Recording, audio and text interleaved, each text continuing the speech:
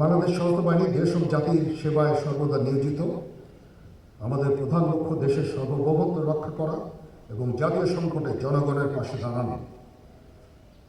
BNCC ক্যাডেটগণ সেই চেতনায় উজ্জীবিত হয়ে বিভিন্ন সময় বিভিন্ন দেশ গঠনের কাজে নিয়োজিত ছিল, এখনও আছে। যেমন দুর্যোগ মোকাবেলা করা, বন্যা নিয়ন্ত্রণ, বন্যা কবলিত এলাকায় ত্রাণ উদ্ধার কার্যক্রম পরিচালনা, ট্রাফিক নিয়ন্ত্রণ, সামাজিক সচেতনতা বৃদ্ধি, মাদক বিরোধী আন্দোলন এবং দুর্নীতি বিরোধী প্রচারণায় গুরুত্বপূর্ণ ভূমিকা পালন করে চলেছে। বিশেষত ডেঙ্গু প্রতিরোধ কার্যক্রমে স্বেচ্ছায় রক্তদান, বৃক্ষরোপণ, শীত বস্ত্র বিতরণ এবং টিকাদান কর্মসূচিতে বিএনসিসির ক্যাডেটরা সরাসরি অংশগ্রহণ করে আমাদেরকে গর্বিত করেছে। বিএনসিসির এই সমস্ত কার্যক্রম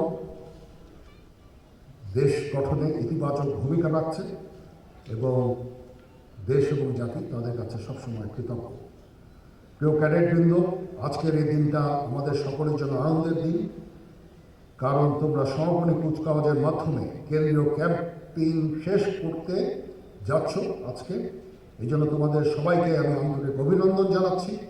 তোমাদের কাছে আমার প্রত্যাশা যে নেতৃত্বের গুণাবলী যেমন সততা, সত্যবাদিতা, কর্তব্যনিষ্ঠা ও কঠোর পরিশ্রমের দ্বারা বাংলাদেশ ক্যাডেট কোরের উপর অর্পিত সকল দায়িত্ব তোমরা আন্তরিকতার সাথে পালন করবে।